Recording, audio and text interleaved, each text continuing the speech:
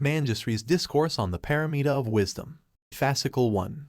Thus I have heard. At one time the Buddha was staying in the Anathapindika garden of Jetavana Park in the city kingdom of Sravasti, together with 1,000 great bhikshus and 10,000 bodhisattva mahasattvas. These great bodhisattvas are all adorned with great sublimity, and standing on the ground of no regress. Among them were Maitreya Bodhisattva, Manjushri Bodhisattva, Unimpeded Eloquence Bodhisattva, and Never Abandoning the Burden Bodhisattva. Bodhisattva Mahasattva Manjushri the youth came at dawn from his place to the place where the Buddha was and stood outside. At that time great voice hearers, such as the Venerable Sariputra, Purnamaitreyanapatra, Mahamoggalayana, Mahakasyapa, Mahakatyayana, and Mahakasthila also came from their respective places to the place where the Buddha was and stood outside. The Buddha knew that the assembly had convened. At that time the Tathagata came out of his dwelling, arranged his seat, and sat down. He asked Sariputra, "Why are you standing outside this morning?" Sariputra replied to the Buddha, "World-honored one, Bodhisattva Manjushri the youth arrived first and stood outside the door. I actually arrived later." At that time the world-honored one asked Manjushri, "You were the first to arrive here. Did you want to see the Tathagata?" Manjushri replied to the Buddha, "Indeed, world-honored one, I did come here to see the Tathagata. Why? I delight in making the right observation to benefit sentient beings. I observe the Tathagata with the appearance of true suchness, never changing, never moving, never formed, neither born nor perishing, neither existing nor non-existing,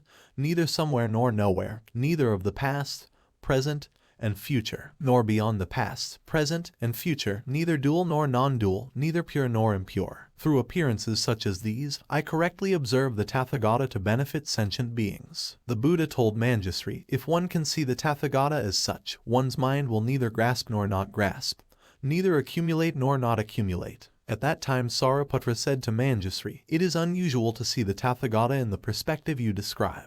As you observe the Tathagata for the sake of all sentient beings, your mind does not grasp the appearances of sentient beings. As you convince all sentient beings to head for nirvana, you do not grasp the appearance of nirvana. As you display great sublimity for all sentient beings, your mind does not see the appearance of sublimity." Then Bodhisattva Mahasattva Manjushri the youth said to Sariputra, "Indeed, indeed, it is just as you say. Although I activate the mind of great sublimity for all sentient beings, I never see the appearances of sentient beings. Although I am adorned with great sublimity for all sentient beings, their realm neither increases nor decreases. Suppose a Buddha stays in a world for a kalpa or over a kalpa. Just as the Buddha is in a one Buddha world, there are as many Buddhas as the immeasurable, boundless sands of the Ganges. Suppose they all pronounce the Dharma day and night for a kalpa or over a kalpa, never resting their minds. Suppose each delivers as many sentient beings as the immeasurable sands of the Ganges, enabling them to enter nirvana. Yet the realm of sentient beings neither increases nor decreases. It is this way indeed in all Buddha lands in the 10 directions. They all pronounce the Dharma to teach and convert sentient beings, each delivering as many sentient beings as the immeasurable sands of the Ganges, enabling them to enter nirvana. Yet the realm of sentient beings neither increases nor decreases. Why? The definite appearances of sentient beings can never be captured.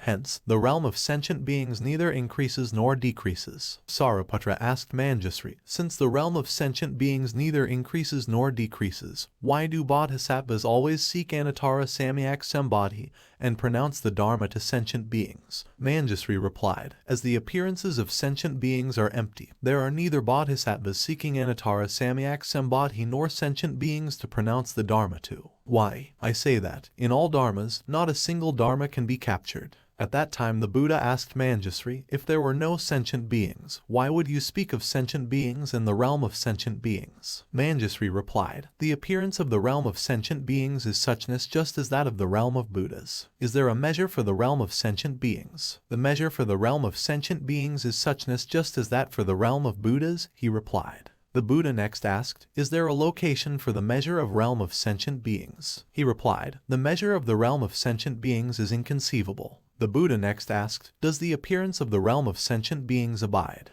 He replied, "Sentient beings abide not, just the way space abides." The Buddha asked Manjushri, "When one cultivates prajna paramita in this way, how does one abide in prajna paramita?" Manjushri replied, "Not abiding in dharmas is abiding in prajna paramita." The Buddha next asked Manjushri, "Why is not abiding in dharmas called abiding in prajna paramita?" Manjushri replied, "Not abiding in appearances is in effect abiding in prajna paramita." The Buddha next asked Manjusri, when one abides in Prajnaparamita in this way, do one's roots of goodness increase or decrease? Manjusri replied, if one can abide in Prajnaparamita in this way, one's roots of goodness will neither increase nor decrease.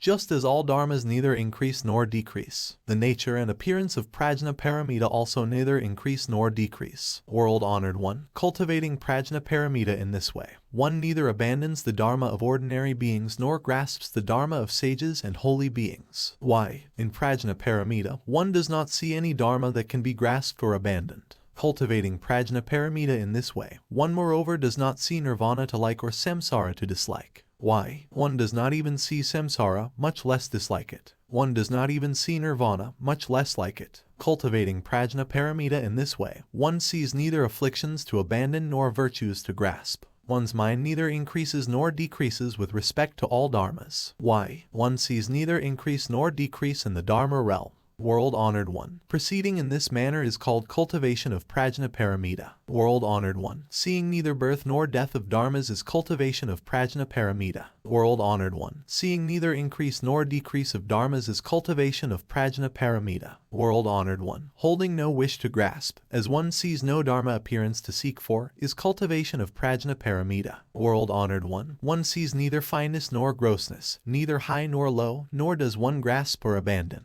Why? Dharmas are neither fine nor gross because they are free from appearances. Dharmas are neither high nor low because they are equal in dharma nature. Dharmas are free from being grasped or abandoned because they abide in true reality. This is the way to cultivate Prajnaparamita. The Buddha asked Manjusri, is it not victorious to acquire the Buddha Dharma? Manjusri replied, I do not see any victorious appearance in dharmas. It can be verified, as in the self-realization of the Tathagata, that all dharmas are empty. The Buddha agreed with Manjusri, indeed, in the perfect enlightenment of the Tathagata, he has attained self-realization of emptiness. Manjusri rejoined to the Buddha, world-honored one, in the Dharma of emptiness, is there victory that can be captured? The Buddha said, very good. Very good. Manjusri, what you say is the true Dharma. The Buddha next asked Manjusri, is Anuttara called the Buddha Dharma? Manjusri replied, as the Buddha says, Anuttara is called the Buddha Dharma. Why? That no Dharma can be captured is called Anuttara. Manjusri continued, one who cultivates Prajnaparamita in this way is not called a Dharma vessel. Not seeing dharmas that can convert ordinary beings, not seeing the Buddha Dharma, or not seeing dharmas that can improve is called cultivation of Prajnaparamita. Furthermore, world-honored one, while cultivating Prajnaparamita, one does not see any dharma that can be differentiated or pondered.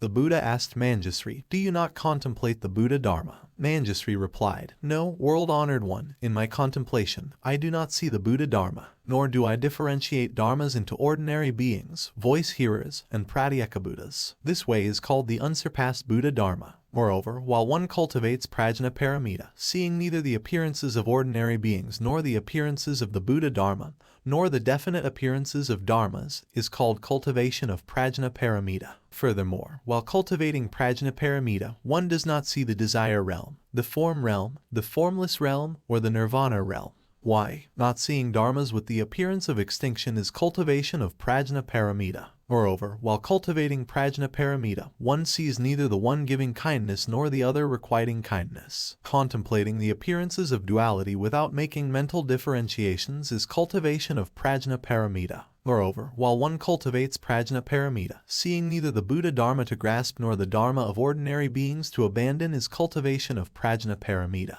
Moreover, while one cultivates Prajnaparamita, seeing neither the Dharma of ordinary beings to terminate nor the Buddha Dharma to realize, yet still coming to its realization, is cultivation of Prajnaparamita. The Buddha praised Manjusri, very good. Very good. You can describe so well the appearances of the profound Prajnaparamita, which is the Dharma seal that Bodhisattva Mahasattvas are learning. Even voice-hearers, pratyekabuddhas, those who are still learning, and those who have nothing more to learn should also train without abandoning this Dharma seal, so as to achieve their bodhi fruit. The Buddha told Manjusri, if those who have heard this Dharma are not shocked or terrified, they have already planted their roots of goodness under thousands of Buddhas. They have long planted their roots of virtue even under billions of kotis of Buddhas. Then they are able not to be shocked or terrified by this profound Prajnaparamita. Manjusri said to the Buddha, I now will further explain the meaning of Prajnaparamita. The Buddha said, speak then. Manjusri said, World-honored one, while cultivating Prajnaparamita, one should not see whether or not one should abide in a dharma, nor should one see the appearance of an object that should be grasped or abandoned. Why? Tathagatas do not see dharmas as appearances of objects. They do not even see the states of Buddhas, not to mention the states of voice-hearers, Pratyeka Buddhas, or ordinary beings. One should not grasp appearances whether conceivable or inconceivable. Not seeing the appearances of dharmas, one will realize on one's own the inconceivable dharma of emptiness. Bodhisattvas who train this way must all have made offerings to innumerable billions of kotis of Buddhas, under whom they must have planted their roots of goodness. Consequently, they are able not to be shocked or terrified by such profound prajnaparamita. Moreover, while one cultivates prajnaparamita, seeing neither bondage nor liberation, nor seeing distinctions among ordinary beings or even among the three vehicles, is cultivation of prajnaparamita. The Buddha asked Manjusri, to how many Buddhas have you made offerings? Manjusri replied, Buddhas and I appear as illusions, which are neither recipients nor givers. The Buddha asked Manjusri, can you not now abide in the Buddha vehicle? Manjusri rejoined, I do not see a single dharma in my contemplation. How should I abide in the Buddha vehicle? The Buddha asked Manjusri, have you not acquired the Buddha vehicle? Manjusri rejoined, the Buddha vehicle is only a name, which cannot be captured, nor can it be seen. How can I acquire it? The Buddha asked, Manjusri, have you acquired the unimpeded knowledge? Manjusri rejoined, I am the unimpeded itself. How can the unimpeded acquire the unimpeded? The Buddha asked, do you sit in a Bodhimanda? Manjusri rejoined, none of the Tathagatas sits in a Bodhimanda. How should I alone sit in the Bodhimanda? Why? I see firsthand that all dharmas abide in true reality. The Buddha asked, what is called true reality? Manjusri replied, the view that the body is self is true reality. The Buddha asked, why is the view that the body is self true reality? Manjusri replied, viewing the body as the appearance of suchness, which is neither real nor unreal, neither coming nor going, neither body nor non-body, is called true reality. Sariputra said to the Buddha, World-honored one, those who can come to a definite understanding of this meaning are called bodhisattvas. Why? Because they have learned the features of such profound prajnaparamita, and their minds are not shocked, not terrified, not baffled, and not regretful. Maitreya Bodhisattva said to the Buddha, World-honored one, those who have learned all of the dharma appearances of this prajnaparamita are in effect near the seat of the Buddha. Why? The Buddha is directly aware of these dharma appearances. Manjusri Bodhisattva said to the Buddha, World-honored one, if those who have heard this profound prajnaparamita can be not shocked,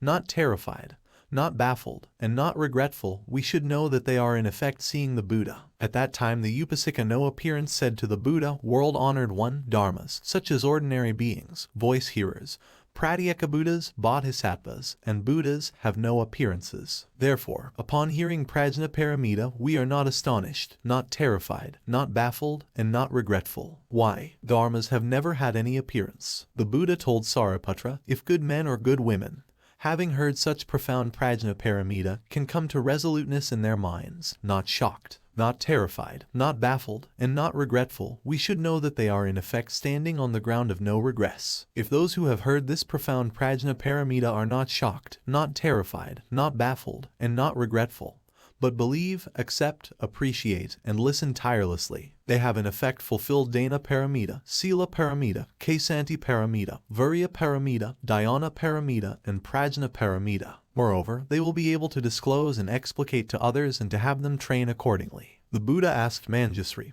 what does it mean, in your opinion, by attaining Anuttara Samyak Sambodhi and by abiding in Anuttara Samyak Sambodhi? Manjusri rejoined, I have no Anuttara Samyak Sambodhi to attain, nor do I abide in the Buddha vehicle. Then how should I attain Anuttara Samyak Sambodhi? What I have said is in effect the appearances of Bodhi. The Buddha praised Manjusri, very good, very good. You have so skillfully explained the meaning of this profound dharma. You have long planted your roots of goodness under past Buddhas, training in the Brahma way with the dharma of no appearance. Manjusri rejoined, if one sees appearances, then one can speak of no appearance. I now see neither appearance nor no appearance. How can I be said to train in the Brahma way with the dharma of no appearance? The Buddha asked Manjusri, do you see the voice-hearers' precepts? Yes, I see them. The Buddha asked, how do you see them? Manjusri replied, I do not hold the view of ordinary beings, the view of holy beings, the view of those who are still learning, or the view of those who have nothing more to learn. Nor do I hold the great view, the small view, the view to overcome, or the view not to overcome. I hold neither a view nor a non-view. Sariputra said to Manjusri, "You now see the voice-hearer vehicle this way. How do you view the Buddha vehicle?" Manjusri said, "I do not see the Dharma of Bodhisattvas, nor do I see anyone training for Bodhi or realizing Bodhi." Sariputra asked Manjusri, "What is called a Buddha? How does one observe the Buddha?" Manjusri asked, "What is self?" Sariputra replied, "Self is only a name, and the appearance of a name is empty." Manjusri said, "Indeed, indeed, just as self is only a name, Buddha is also only a name. The emptiness of the appearance of a name is in effect Bodhi. One should seek Bodhi without using names. The appearance of Bodhi is free from words and speech. Why? Speech and Bodhi are both empty. Furthermore, Sariputra, you ask me what is called a Buddha and how one should observe the Buddha. That which is neither born nor perishing, neither come nor gone, neither a name nor an appearance, is called Buddha. Like observing the true reality of one's own body, observing the Buddha in the same way is called observing the Buddha.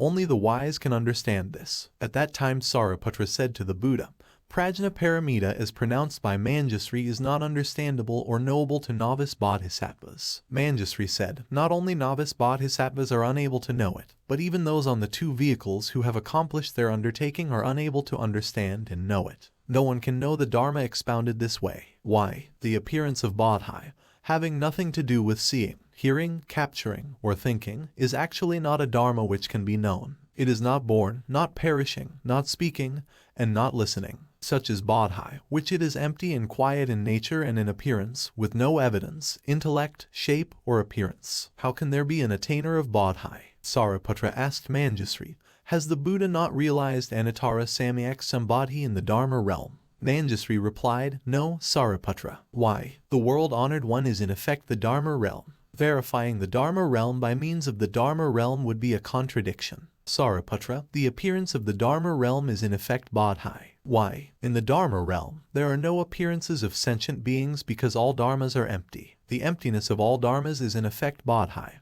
which is non-dual and free from differentiation. Sariputra, without differentiation, there is no knower. Without a knower, there are no words. Without words, there is neither existence nor non-existence, neither knowing nor not knowing. All dharmas are this way. Why? Dharmas cannot be identified by their locations, which imply a definite nature. For example, the appearance of the rebellious acts is inconceivable. Why? Because the true reality of dharmas is indestructible. The sin of committing a rebellious act does not have any self-essence, and true reality is neither reborn in heaven nor fallen to hell, nor does it enter nirvana. Why? All karmic conditions abide in true reality, which is neither coming nor going, neither cause nor effect. Why? The Dharma realm has no edge, nor front or back. Therefore, Sariputra, bhiksus in grave sin do not fall to hell, and pure spiritual trainees do not enter nirvana. Such bhiksus are neither worthy of offerings nor unworthy of offerings, neither ending their discharges nor not ending their discharges. Why? All dharmas abide in the equality. Sariputra asked, "What is called the non-regressing endurance in the realization of the no-birth of dharmas?" Manjusri replied, "Not seeing the appearance of birth or death in even a speck of dharma is called the non-regressing endurance in the realization of the no-birth of dharmas." Sariputra asked, "Who is called a bhiksu who does not overcome?" Manjusri replied, "Arhats, who have no afflictions to discharge, are the ones who do not overcome." Why? Their afflictions have all been eradicated, and with nothing to overcome, they are called the ones who do not overcome.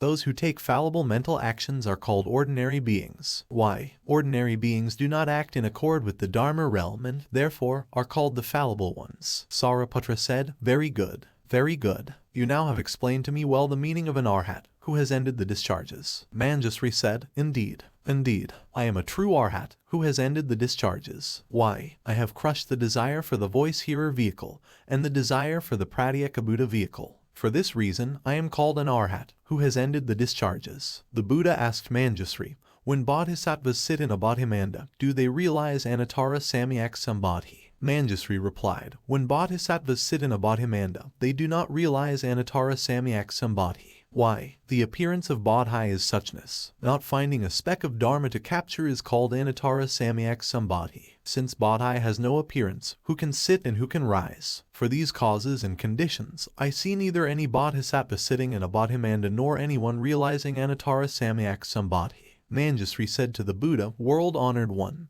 Bodhi is in effect the 5 rebellious acts, and the 5 rebellious acts are in effect Bodhi. Why? Bodhi and the 5 rebellious acts are not different in appearance. Bodhi is neither enlightenment nor an enlightened one, neither perceiving nor a perceiver, neither knowing nor a knower, neither differentiating nor a differentiator. Such appearances are called Bodhi. In the same way one views the appearance of the 5 rebellious acts. If there are those who say that they see Bodhi and have realized it, we should know that they are the ones with exceeding arrogance. At that time the world-honored one asked Manjusri, "Would you say that I am the thus come one, addressing me as the Tathagata?" Manjusri rejoined, "No, world-honored one, I would not say that Tathagata is the thus come one. Suchness does not have an appearance that can be called suchness, nor is there Tathagata knowledge that can know suchness. Why? The Tathagata and his knowledge are not different in appearance. Since emptiness is the Tathagata, which is only a name, what should I say is the Tathagata?" The Buddha asked Manjusri, "Do you doubt the Tathagata?" Manjusri replied, "No, world-honored one, I have no doubt because, in my observation, the Tathagata, never born, never perishing, does not have a definite nature." The Buddha asked Manjusri, "Do you now not say that the Tathagata has appeared in the world?" Manjusri replied, "If the Tathagata appeared in the world, all Dharma realms should also appear." The Buddha asked Manjusri, "Would you say that Buddhas as numerous as the sands of the Ganges have entered nirvana?" Manjusri replied, "Buddhas have one appearance, the inconceivable appearance." The Buddha said to Manjusri, "Indeed. Indeed, Buddhas have one appearance, the inconceivable appearance." Manjusri asked the Buddha, "World-honored one, is the Buddha now staying in the world?" The Buddha answered Manjusri, "Indeed. Indeed." Manjusri said, "If the Buddha stayed in the world, then Buddhas as numerous as the sands of the Ganges should also stay in their worlds." Why? All Buddhas have the same one appearance, the inconceivable appearance. The inconceivable appearance has neither birth nor death. If a future Buddha appeared in the world, then all Buddhas would also appear in their worlds. Why? In what is inconceivable, there is no appearance of the past, future, or present. However, sentient beings are fixated, saying that there are Buddhas who appear in the world and Buddhas who enter nirvana. The Buddha said to Manjusri,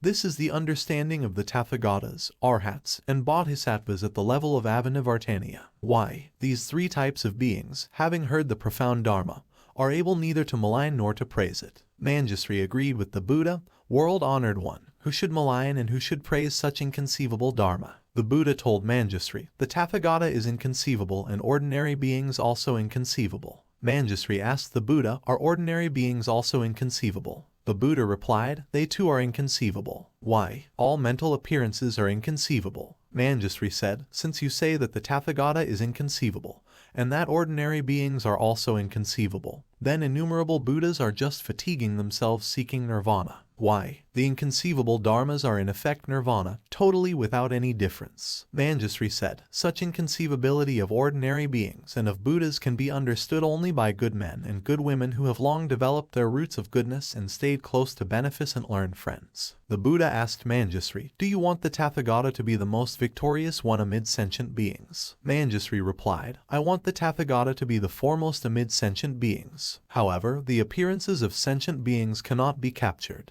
The Buddha asked, "Do you want the Tathagata to acquire the inconceivable Dharma?" Manjusri replied, "I want the Tathagata to acquire the inconceivable Dharma without accomplishment in Dharmas." The Buddha asked Manjusri, "Do you want the Tathagata to expound the Dharma and to teach and convert?" Manjusri replied to the Buddha, "I want the Tathagata to expound the Dharma and to teach and convert sentient beings." Yet neither the speaker nor the listener can be captured. Why? Because they abide in the Dharma realm. Sentient beings in the Dharma realm have no differentiated appearances. The Buddha asked Manjusri, "Do you want the Tathagata to be the unexcelled fortune field?" Manjusri replied, "The Tathagata, with the appearance of endlessness, is the endless fortune field." The appearance of endlessness is in effect the unexcelled fortune field.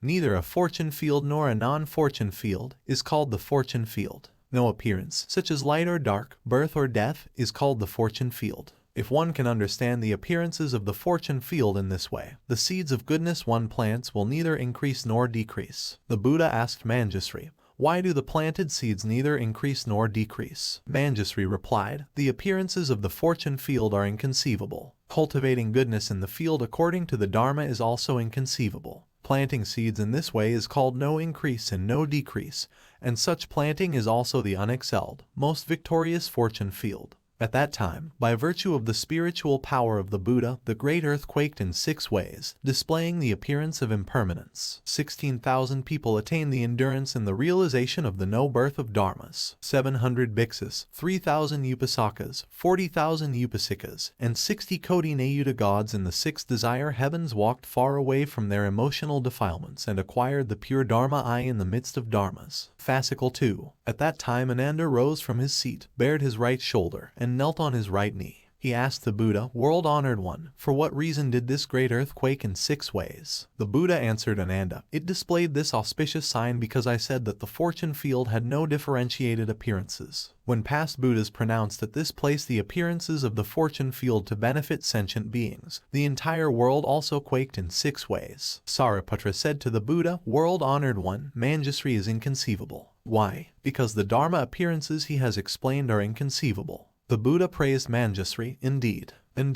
just as Sariputra says, what you have said is really inconceivable. Manjusri said to the Buddha, "World-honored one, the inconceivable is ineffable, and the conceivable is also ineffable. Such conceivable and inconceivable natures are both ineffable. All speech and appearances are neither conceivable nor inconceivable." The Buddha asked, "You have entered the inconceivable samadhi?" Manjusri replied, "No, world-honored one, I am in effect the inconceivable, not seeing there is mind that can conceive. How can I be said to enter the inconceivable samadhi? Initially, I resolved to enter this samadhi. Now I think that I actually enter this samadhi without any mental appearances, just like a person learning archery. After practicing for a long time, the person has acquired the skill. Because of his long-time practice, without using his mind, his arrows all hit the target. I too am this way. When I started learning the inconceivable samadhi, I had to focus my mind on one object. After practicing for a long time, I have come to achievement. I am now constantly in this samadhi without thinking." Sariputra asked Manjusri, "Is there a silent samadhi which is more victorious and wonderful?" Manjusri replied, "If there were actually an inconceivable samadhi, you could then ask for a silent samadhi. According to my understanding, even the inconceivable samadhi cannot be captured. Why do you ask for the silent samadhi?" Sariputra asked, "The inconceivable samadhi cannot be attained."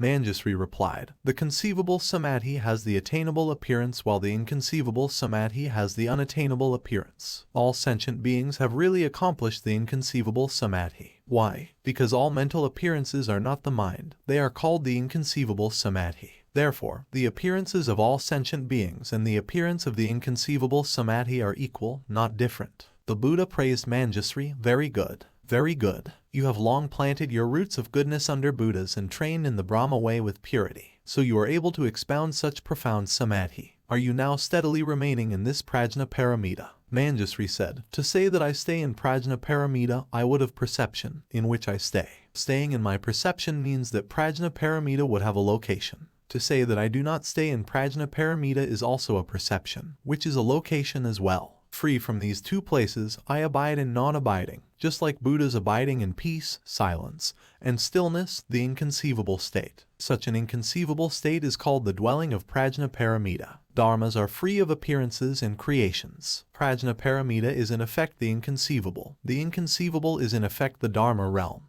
The Dharma realm is in effect no appearance. No appearance is in effect the inconceivable, and the inconceivable is in effect Prajnaparamita. Prajnaparamita and the Dharma realm are the same and not different. Non-duality and non-differentiation are in effect the Dharma realm. The Dharma realm is in effect no appearance. No appearance is in effect the realm of Prajnaparamita, and the realm of Prajnaparamita is in effect the inconceivable realm. The inconceivable realm is in effect the realm of no birth and no death, and the realm of no birth and no death is in effect the inconceivable realm.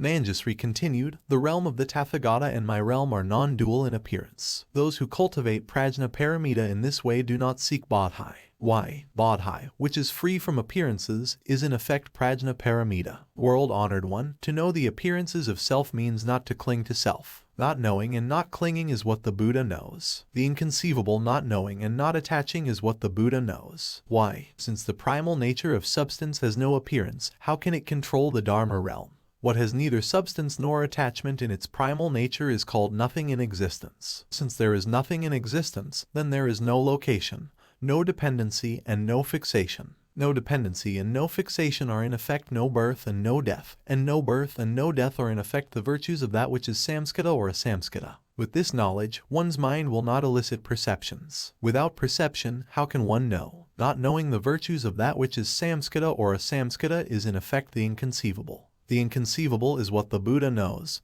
such as neither capturing nor not capturing, seeing neither the appearance of the past, present, or future nor the appearance of coming or going, and grasping neither birth nor death, neither origination nor formation, neither extinction nor eternity. Such knowledge is called the true knowledge, the inconceivable knowledge. Like space and unequaled equality, with no appearances or features, it compares neither this against that nor good against evil. The Buddha told Manjusri, such knowledge is called the non-regressing knowledge. Manjusri said, the knowledge of no formation is also called the knowledge that will not regress, just like gold ore, which has to be processed in order to know whether it is good or bad. If gold is not refined, there is no way to know. The appearance of the knowledge that does not regress is the same way. One needs to go through the experience in not thinking, not adhering, not originating, and not forming. When one's mind is totally unmoving, neither arising nor ceasing, it will then be revealed. At that time the Buddha told Manjusri, when Tathagatas speak of their own knowledge, who can believe it? Manjusri said, such knowledge is neither the Dharma of Nirvana nor the Dharma of Samsara. It is the way of silence and the way of stillness, neither annihilating greed, anger, and delusion, nor not annihilating them. Why? Is endless and indestructible, neither apart from life and death nor together with them. It is acquired from neither training in the way nor not training in the way. This understanding is called the right faith. The Buddha told Manjusri, very good, very good. What you say is a profound understanding of its meaning. At that time Mahakasyapa said to the Buddha, world-honored one, if such profound true Dharma is pronounced in future times, who will be able to believe and understand it, and to accept and implement it accordingly? The Buddha told Mahakasyapa, if bhiksus, bhiksunis, upasakas, and upasikas who have heard this sutra in this assembly hear this Dharma in future times, they definitely will believe and understand it. They will be able to read and recite this profound Prajnaparamita, to accept and uphold it, and to expound it to others. For example, an elder who has lost his precious jewel feels sad and distressed. If he retrieves it later, he will be very joyous. Therefore, Mahakasyapa, the bhiksus, bhiksunis, upasakas, and upasikas in this assembly will be the same way.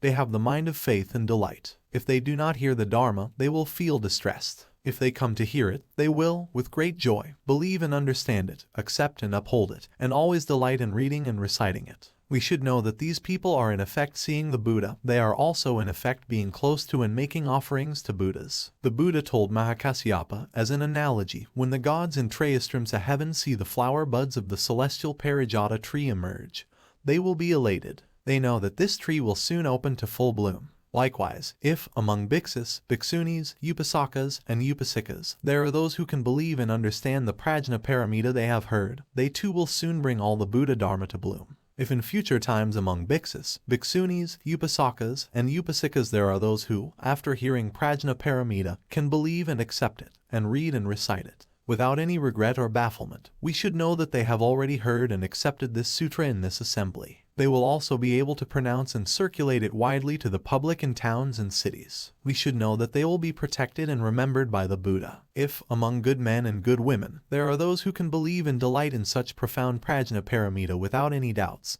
they must have long trained and learned, and planted their roots of goodness under past Buddhas. By analogy, a man stringing beads with his hands suddenly comes across an unexcelled genuine jewel. His heart is filled with great joy. One would know that this person must have seen. Therefore, Mahakasyapa, when good men or good women who are learning other dharmas suddenly come across the profound Prajnaparamita, if they rejoice in the same way, we should know that they must have heard it before. Suppose there are sentient beings that, after hearing the profound Prajnaparamita, can believe and accept it with great joy in their hearts. They must also have been close to innumerable Buddhas, from whom they would have heard Prajnaparamita, which they must have studied and cultivated. For example, a person has passed and seen a city or a town. Later on, he hears others praise how lovely in this city are the gardens, pools, fountains, flowers, fruits, and trees, as well as the male and female residents, and he is very happy to hear these things. He even asks them to describe this city with its gardens, beautiful decorations, various flowers, pools and fountains, an abundance of sweet fruits, various kinds of wonders, and all the lovely things. After hearing these descriptions again,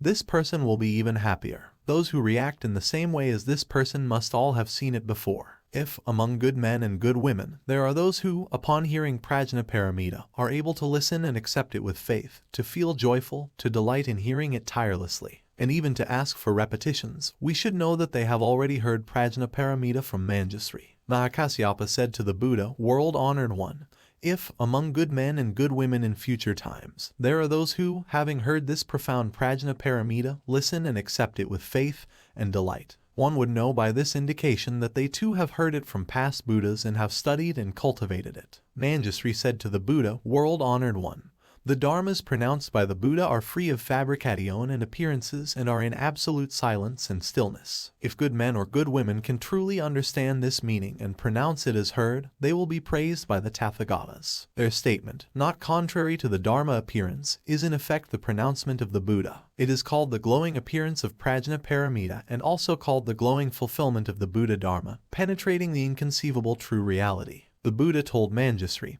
when I was walking the Bodhisattva way, I cultivated my roots of goodness. Those who desire to stand on the ground of Abhinavartaniya should learn Prajnaparamita. Those who desire to attain Anuttara Samyak Sambodhi should learn Prajnaparamita. If good men and good women desire to understand all the Dharma appearances and to know the equality in the mental realm of all sentient beings, they should learn Prajnaparamita. Manjusri, those who desire to learn all the Buddha Dharma, totally without obstructions, should learn Prajnaparamita. Those who desire to achieve the glorious appearance, awe-inspiring deportment, and immeasurable Dharma forms of all Buddhas upon their attainment of Anuttara Samyak Sambodhi, should learn Prajnaparamita. Those who desire to know the glorious appearance, awe-inspiring deportment, and immeasurable Dharma forms of all Buddhas before their attainment of Anuttara Samyak Sambodhi should learn Prajnaparamita. Why, in the Dharma of emptiness, one does not perceive Buddhas, Bodhi, and the like. If, among good men and good women, there are those who desire to know such appearances without any doubt,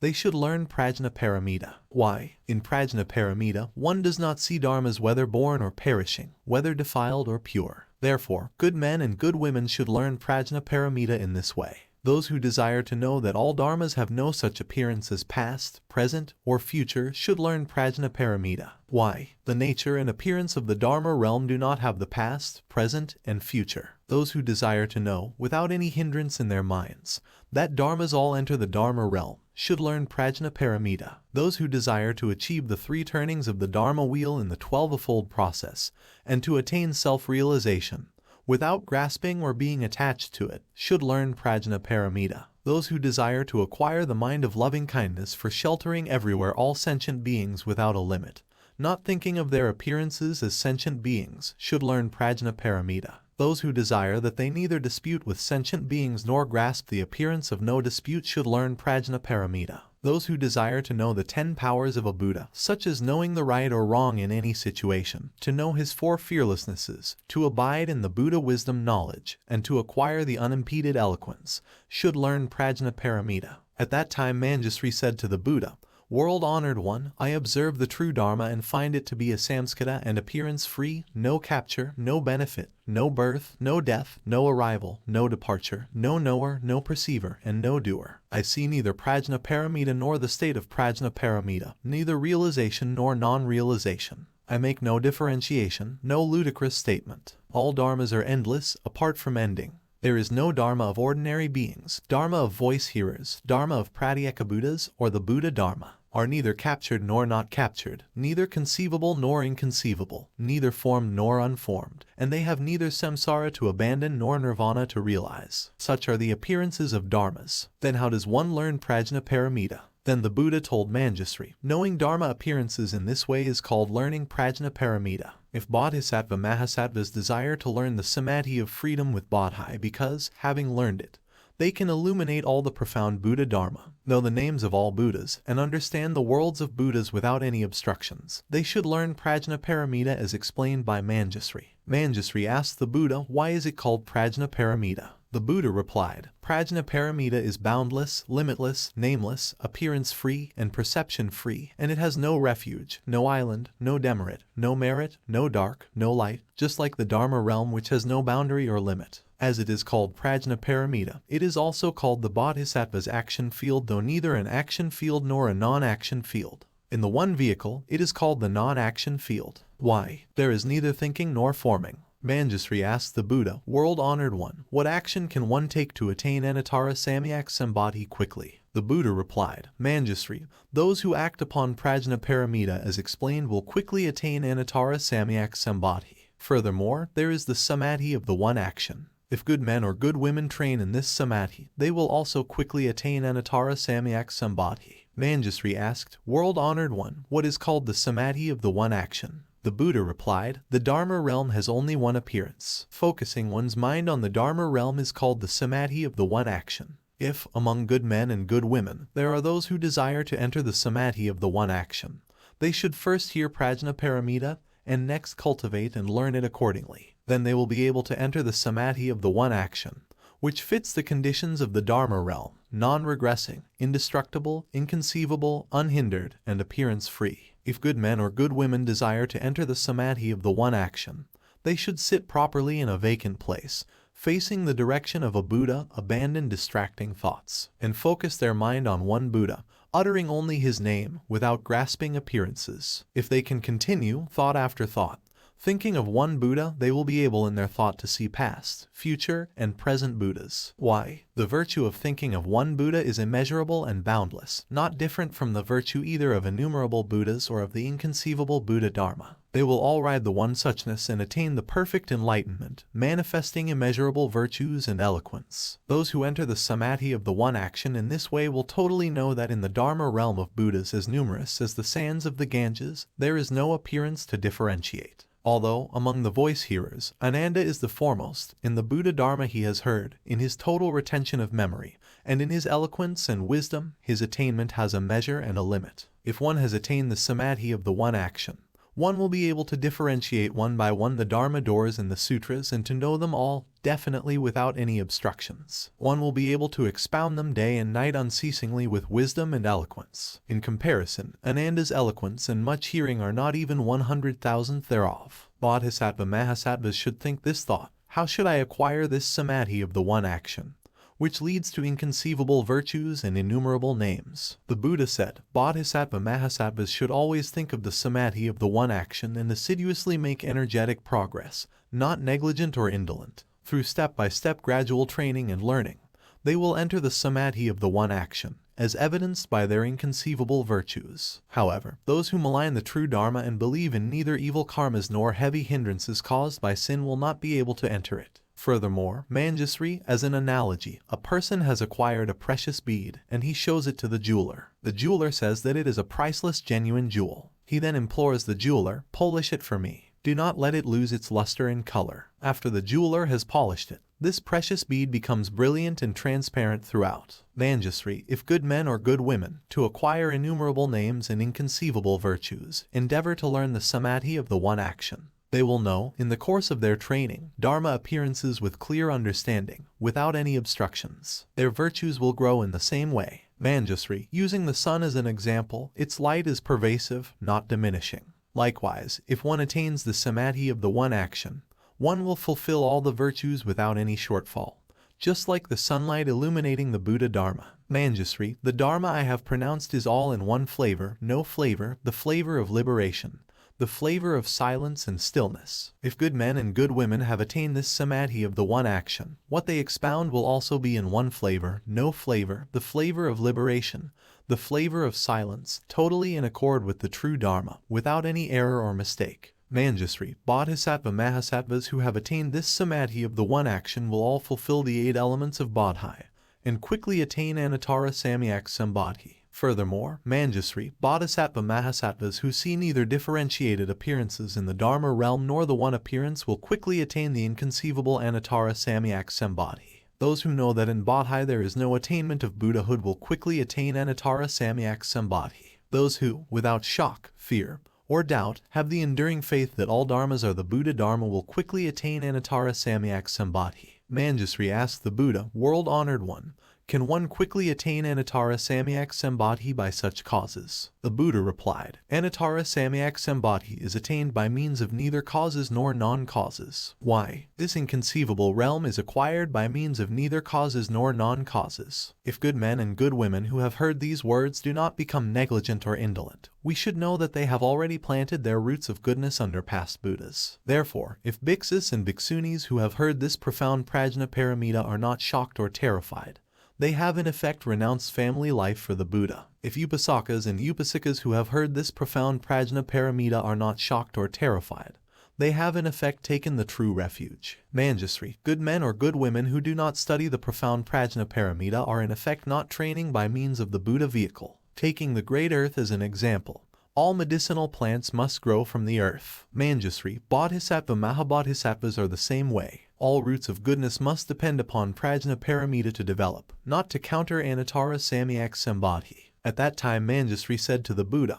World-honored one, in the cities and towns of Jambudvipa, where should we pronounce such profound Prajnaparamita? The Buddha told Manjusri, suppose those who have heard Prajnaparamita in this assembly vow that in future lives they will always be responsive to Prajnaparamita, from which to develop faith and understanding, and that they will be able to hear this sutra again. One would know that those people, because they are able to accept and delight in what they hear, did not come with small roots of goodness. Manjusri, if there are those who have heard from you this Prajnaparamita, they should state that, in Prajnaparamita, there is no dharma of voice hearers, Pratyeka Buddhas, Bodhisattvas, or Buddhas, nor the dharma of ordinary beings or the dharma of birth and death. Manjusri said to the Buddha, World-honored one, if bhiksus, bhiksunis, upasakas, or upasikas come to ask me, how does the Tathagata pronounce Prajnaparamita? I should reply, since dharmas do not have the appearance of dispute, how should the Tathagata pronounce Prajnaparamita? Why? He does not see there are dharmas to dispute, nor does he see that the mind and consciousness of sentient beings can know. Furthermore, world-honored one, I should also pronounce the ultimate reality. Why? All dharma appearances totally enter true reality. Arahantship is not a particular victorious dharma. Why? The dharma of arhats and the dharma of ordinary beings are neither the same nor different. Furthermore, world-honored one, according to the dharma explained this way, there are no sentient beings that have already attained nirvana,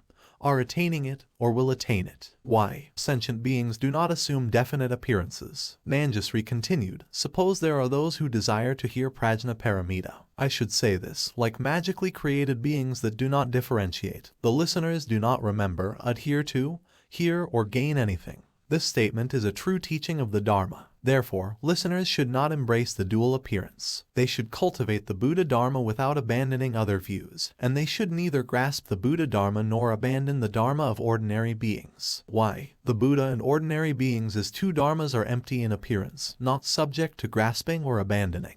If someone asks me, I should answer this way, thus comforting the questioner and affirming. Good men and good women should ask questions and abide in this way, with their minds not regressing or baffled. They should speak of Dharma appearances in accord with Prajnaparamita. At that time the world-honored one praised Manjusri, very good, very good. Just as you say, if good men and good women desire to see Buddhas, they should learn this Prajnaparamita. If they desire to be close to Buddhas and to make offerings to them according to the Dharma, they should learn this Prajnaparamita. If they desire to say that the Tathagata is the world-honored one to them, they should learn such Prajnaparamita. If they desire to say that the Tathagata is not the world-honored one to them, they should also learn such Prajnaparamita. If they desire to attain Anuttara Samyak Sambodhi, they should learn such Prajnaparamita. Even if they do not desire to attain Anuttara Samyak Sambodhi, they still should learn such Prajnaparamita. If they desire to accomplish all samadhis, they should learn such Prajnaparamita. Even if they do not desire to accomplish all samadhis, they still should learn such Prajnaparamita.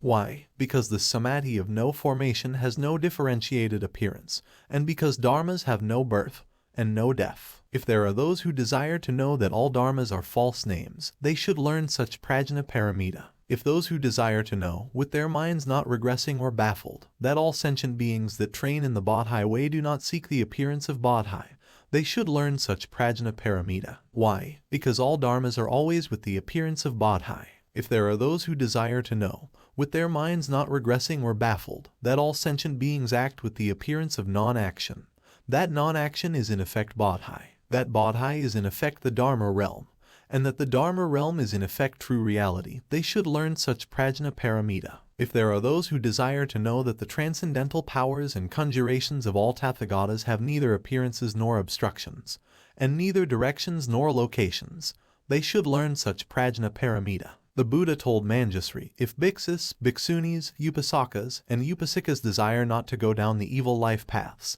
they should learn a 4-verse stanza on Prajnaparamita, accept and uphold it, read and recite it, and explain it to others in accord with true reality. We should know that these good men and good women will definitely attain Anuttara Samyak Sambodhi and reside in Buddha lands. If there are those who, upon hearing such Prajnaparamita, are not shocked or terrified, but with faith and understanding arising in their minds, we should know that they are certified by the Buddha with a seal. This is the Mahayana Dharma seal that Buddhas hold. If good men or good women learn this Dharma seal, they, because of their transcendence, will never undertake the evil life journeys, nor will they enter the path of voice hearers or of Pratyeka Buddhas. At that time the God King of the 33 heavens brought, as an offering to Prajnaparamita, the Tathagata and Manjusri, wonderful celestial flowers of Utpala, Kumuda, Pundarika, and Mandarava, as well as celestial sandalwood incense, powdered incense, various kinds of golden jewelry, and celestial music. After scattering such offerings over them, he said, I wish always to learn the Prajnaparamita Dharma seal. God King Sakrodevanamindra then made this vow. I wish that the good men and good women in Jambudvipa will always be able to hear this sutra to verify the Buddha Dharma, and that they will believe and understand it,